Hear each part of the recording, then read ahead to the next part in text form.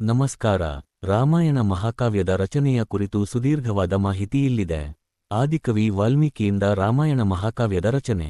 ಭಾರತೀಯ ಸಂಸ್ಕೃತಿ ಮತ್ತು ಸಾಹಿತ್ಯದ ತಳಹದಿಯಂತಿರುವ ಮಹಾಕಾವ್ಯವೇ ರಾಮಾಯಣ. ಇದನ್ನು ರಚಿಸಿದವರು ಮಹರ್ಷಿ ವಾಲ್ಮೀಕಿ. ಅವರನ್ನು ಆದಿಕವಿ ಎಂದು ಗೌರವಿಸಲಾಗುತ್ತದೆ, ಏಕೆಂದರೆ ಅವರೇ ಮೊಟ್ಟಮೊದಲ ಬಾರಿಗೆ ಛಂದೋಬದ್ಧ ಸಂಸ್ಕೃತ ಶ್ಲೋಕಗಳನ್ನು ಬಳಸಿ ಮಹಾಕಾವ್ಯವನ್ನು ರಚಿಸಿದರು. ರಾಮಾಯಣವು ಕೇವಲ ಶ್ರೀರಾಮನ ಕಥೆಯಲ್ಲ, ಅದು ಧರ್ಮ, ಕರ್ತವ್ಯ, ಧರ್ಮ, ತ್ಯಾಗ ಮತ್ತು ಆದರ್ಶ ಮೌಲ್ಯಗಳ ಸಾರ್ವಕಾಲಿಕ ನಿರೂಪಣೆಯಾಗಿದೆ. 1. ಕಾವ್ಯದ ಸ್ಫೂರ್ತಿ ಮತ್ತು ಪ್ರಥಮ ಶ್ಲೋಕ. ವಾಲ್ಮೀಕಿಯು ಬ್ರಹ್ಮನ ಪ್ರೇರಣೆಯಿಂದ ರಾಮಾಯಣವನ್ನು ರಚಿಸಿದರು. ಕಾವ್ಯದ ಮೂಲ ಸ್ಫೂರ್ತಿ ಮಾನವನ ಸಹಜ ನೋವಿನಿಂದ ಹೊರಹೊಮ್ಮಿತು. ಕ್ರೌಂಚ ಪಕ್ಷಿಯ ಘಟನೆ. ಒಮ್ಮೆ ವಾಲ್ಮೀಕಿ ಮಹರ್ಷಿಗಳು ತಮಸಾ ನದಿಯ ತೀರಕ್ಕೆ ಹೋಗಿದ್ದಾಗ ಅವರು ಒಂದು ದಾರುಣ ದೃಶ್ಯವನ್ನು ಕಂಡರು. ಬೇಡನೊಬ್ಬನು ಪ್ರೀತಿಯಿಂದ ವಿಹರಿಸುತ್ತಿದ್ದ ಕ್ರೌಂಚ ಪಕ್ಷಿಗಳ ಬಕದಂತಹ ಪಕ್ಷಿ ಜೋಡಿಯಲ್ಲಿ ಪ್ರಾಣಿ ಕಾಮದಿಂದ ಕೂಡಿರುವಾಗಲೇ ಗಂಡು ಪಕ್ಷಿಯನ್ನು ಬಾಣದಿಂದ ಹೊಡೆದು ಕೊಂದನು. ಸಂಗಾತಿಯನ್ನು ಕಳೆದುಕೊಂಡು ದುಃಖದಿಂದ ವಿಲಪಿಸುತ್ತಿದ್ದ ಹೆಣ್ಣು ಪಕ್ಷಿಯ ನೋವು ವಾಲ್ಮೀಕಿಯ ಮನಸ್ಸನ್ನು ತೀವ್ರವಾಗಿ ಕಲಕಿತು. ಅವರ ಹೃದಯದಿಂದ ಉಕ್ಕಿ ಬಂದ ಶೋಕವು ಆಕಸ್ಮಿಕವಾಗಿ ಒಂದು ಸುಂದರವಾದ, ಪರಿಪೂರ್ಣ ಛಂದಸ್ಸಿನ ರೂಪದಲ್ಲಿ ಹೊರಹೊಮ್ಮಿತು. ಮೂಲ ಶ್ಲೋಕ. ವಾಲ್ಮೀಕಿ ಉಚ್ಚರಿಸಿದ ಶ್ಲೋಕವೇ ಇದು. ಮಾ ನಿಷಾದ ಪ್ರತಿಷ್ಠಾಂ ತ್ವಮಗಮ ಶಾಶ್ವತಿರ್ ಸಮಾಹ ಯತ್ ಕ್ರೌಂಚಮಿಥುನ ತೇಕಂ ಅವಧಿಃ ಕಾಮಮೋಹಿತಂ.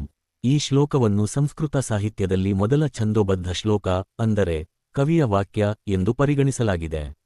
ವಾಲ್ಮೀಕಿಯವರು ಆಶ್ಚರ್ಯಚಕಿತರಾದರು, ಏಕೆಂದರೆ ಆ ದುಃಖದ ಸಂದರ್ಭದಲ್ಲಿಯೂ ತಮ್ಮ ಬಾಯಿಂದ ಇಂತಹ ಲಯಬದ್ಧ ಮಾತು ಹೊರಬಂದಿತ್ತು. ಅವರು ಅದನ್ನು ಶೋಕದಿಂದ ಬಂದ ಶ್ಲೋಕ, ಶೋಕದಿಂದ ಶ್ಲೋಕ ಎಂದು ಕರೆದರು. 2. ಬ್ರಹ್ಮನ ಆದೇಶ ಮತ್ತು ಮಹಾಕಾವ್ಯದ ಆರಂಭ.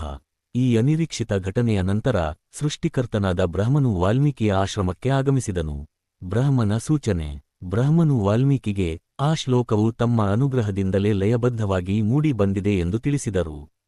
ಅಲ್ಲದೆ ಬ್ರಹ್ಮನು ವಾಲ್ಮೀಕಿಯ ದಿವ್ಯ ದೃಷ್ಟಿಗೆ ಗೋಚರಿಸಿದ ಶ್ರೀರಾಮನ ಸಂಪೂರ್ಣ ಕಥೆಯನ್ನು ಇದೇ ಅನುಷ್ಟುಪ್ ಛಂದಸ್ಸಿನಲ್ಲಿ ರಚಿಸುವಂತೆ ಆದೇಶಿಸಿದರು.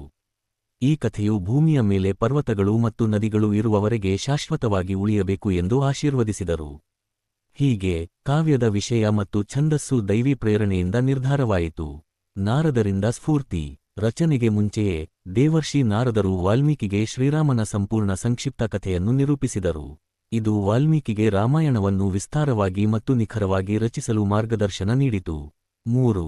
ರಾಮಾಯಣದ ರಚನೆ ಮತ್ತು ಸ್ವರೂಪ.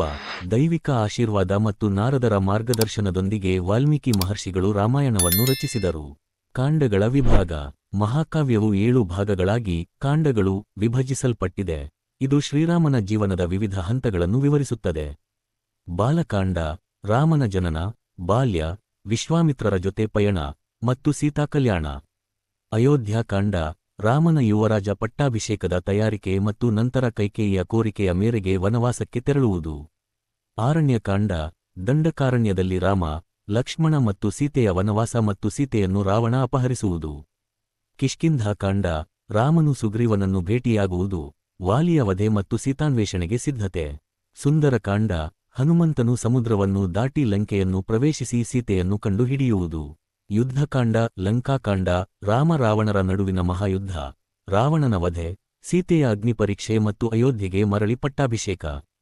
ಉತ್ತರಕಾಂಡ, ರಾಮನ ರಾಜ್ಯಭಾರ, ಸೀತೆಯ ಪರಿತ್ಯಾಗ, ವಾಲ್ಮೀಕಿ ಆಶ್ರಮದಲ್ಲಿ ಲವಕುಶರ ಜನನ ಮತ್ತು ರಾಮನ ಸ್ವರ್ಗಾರೋಹಣ.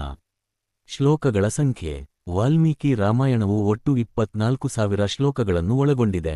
ಇದನ್ನು ಚತುರ್ವಿಂಶತಿ ಸಾಹಸ್ರಿ ಸಂಹಿತಾ ಎಂದು ಕರೆಯಲಾಗುತ್ತದೆ. 4. ಆದಿಕವಿಯಾಗಿ ವಾಲ್ಮೀಕಿಯ ಪಾತ್ರ. ವಾಲ್ಮೀಕಿಯ ಕೊಡುಗೆ ಕೇವಲ ಕಾವ್ಯ ರಚನೆಗೆ ಮಾತ್ರ ಸೀಮಿತವಾಗಿಲ್ಲ. ಅವರು ಕಥೆಯಲ್ಲಿ ಒಂದು ಮಹತ್ವದ ಪಾತ್ರವನ್ನು ವಹಿಸುತ್ತಾರೆ.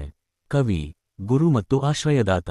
ಉತ್ತರಕಾಂಡದಲ್ಲಿ ಸೀತೆಯನ್ನು ರಾಮನು ಪರಿತ್ಯಾಗ ಮಾಡಿದಾಗ ವಾಲ್ಮೀಕಿ ಆಶ್ರಮದಲ್ಲಿ ಅವಳಿಗೆ ಆಶ್ರಯ ನೀಡುತ್ತಾರೆ. ಅಲ್ಲಿ ಜನಿಸಿದ ಅವಳ ಮಕ್ಕಳಾದ ಲವ ಮತ್ತು ಕುಶರಿಗೆ ವಾಲ್ಮೀಕಿ ಸ್ವತಃ ಗುರುಗಳಾಗುತ್ತಾರೆ. ಅವರು ಈ ಮಕ್ಕಳಿಗೆ ರಾಮಾಯಣ ಮಹಾಕಾವ್ಯವನ್ನು ಕಲಿಸಿ ಅವರಿಗೆ ಸಂಗೀತದೊಂದಿಗೆ ಅದನ್ನು ಹಾಡಲು ತರಬೇತಿ ನೀಡುತ್ತಾರೆ. ಅಶ್ವಮೇಧ ಯಾಗದ ಸಮಯದಲ್ಲಿ ಲವಕುಶರು ರಾಮನ ಸಭೆಯಲ್ಲಿ ರಾಮಾಯಣವನ್ನು ಹಾಡಿದಾಗಲೇ ಇಡೀ ಜಗತ್ತು ಈ ಮಹಾಕಾವ್ಯದ ಬಗ್ಗೆ ತಿಳಿಯುತ್ತದೆ. ಉಪಸಂಹಾರ. ರಾಮಾಯಣವು ಕೇವಲ ಒಂದು ಐತಿಹಾಸಿಕ ಘಟನೆಯ ದಾಖಲೆಯಲ್ಲ, ಅದು ಮಾನವನ ಜೀವನದ ಶ್ರೇಷ್ಠ ಮೌಲ್ಯಗಳನ್ನು ಬೋಧಿಸುವ ಗ್ರಂಥ. ವಾಲ್ಮೀಕಿ ಮಹರ್ಷಿಗಳು ಶೋಕದಿಂದ ಪ್ರೇರಿತರಾಗಿ ದೈವಾನುಗ್ರಹದಿಂದ ಜಗತ್ತಿಗೆ ನೀಡಿದ ಈ ಮಹಾಕಾವ್ಯವು ಸಾವಿರಾರು ವರ್ಷಗಳಿಂದ ಭಾರತೀಯರ ಜೀವನಕ್ಕೆ ಮಾರ್ಗದರ್ಶನ ನೀಡುತ್ತಾ ಬಂದಿದೆ. ಅವರ ಈ ಅಮೂಲ್ಯ ಕೊಡುಗೆಯಿಂದಾಗಿ ವಾಲ್ಮೀಕಿ ಇಂದಿಗೂ ಸಾರ್ವಕಾಲಿಕ ಆದಿಕವಿಯಾಗಿ ಪೂಜನೀಯರಾಗಿದ್ದಾರೆ.